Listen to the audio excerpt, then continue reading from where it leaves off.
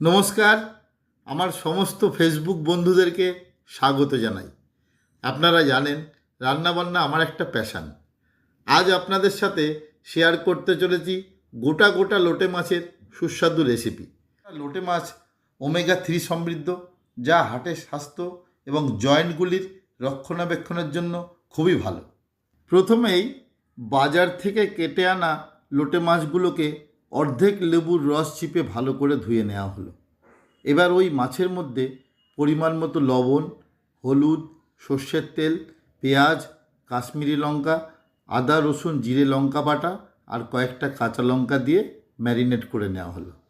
তারপর কড়াইতে পরিমাণ মতো তেল দিয়ে গরম হলে ওর মধ্যে এলাচ, লবঙ্গ, দারচিনি দিয়ে ভালো করে নাড়াচাড়া করে আগে থেকে কুচনো পেঁয়াজ দিয়ে দেওয়া হলো। পেঁয়াজটা লাল লাল হলে আদা রসুন জিরে কাঁচা লঙ্কা